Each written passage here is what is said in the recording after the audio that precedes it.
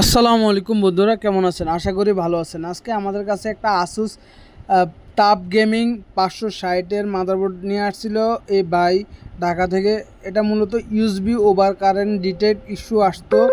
তো যাদের এই রিলেটেড সমস্যা আছে তারা আমাদের সাথে যোগাযোগ করতে পারেন, চাইলে কুরিয়ারের মাধ্যমে পাঠাইতে পারেন বা আমাদের প্রতিষ্ঠানে নিয়ে আসতে পারেন।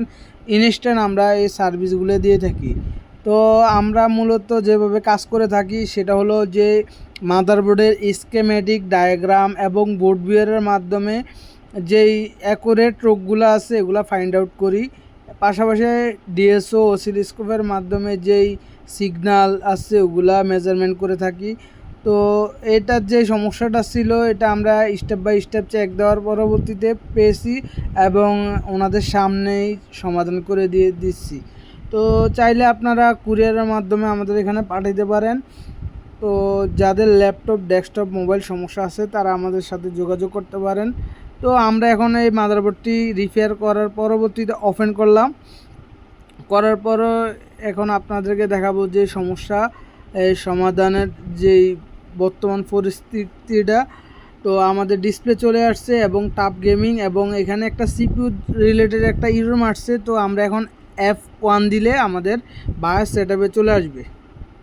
তো আমরা F1 দিলাম, দেওয়ার পরবর্তীতে আমরা এখন বায়াসে একটু অপেক্ষা করব যে কতক্ষণ থাকে, কারণ তখন তো ইউএসবি ওভার কারেন্ট দিয়ে 15 সেকেন্ডের মধ্যে অফ হয়ে যেত। তো এটা মূলত i7 10 জেনারেশনের প্রসেসর, আর এটা এই কন্ডিশনে আমরা প্রায় রাইখা চেক দিতেছি। তো দেখা যায় যে আমরা একটা মাদারবোর্ড রিপেয়ার করার পরবর্তীতে অনেকক্ষণ চেক দিই। তো যাই হোক, আমাদের কার্যক্রমটা প্রায় শেষ হয়ে গেছে। তো আশা করি আপনাদের আইডিয়া হলো যে আমরা কিভাবে ডেস্কটপ মাদারবোর্ড রিপেয়ার করে থাকি। তো বন্ধুরা, আমাদের এই ভিডিওটি কে কোন এরিয়া থেকে দেখতেছেন আর কম্পিউটার রিপেয়ার রিলেটেড যারা আছেন তো তারা চাইলে কমেন্ট করতে পারেন।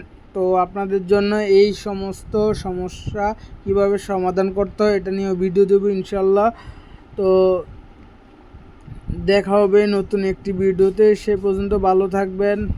আমাদের চ্যানেলে হলে সাবস্ক্রাইব করবেন এবং পেজে হলে ফলো দিবেন।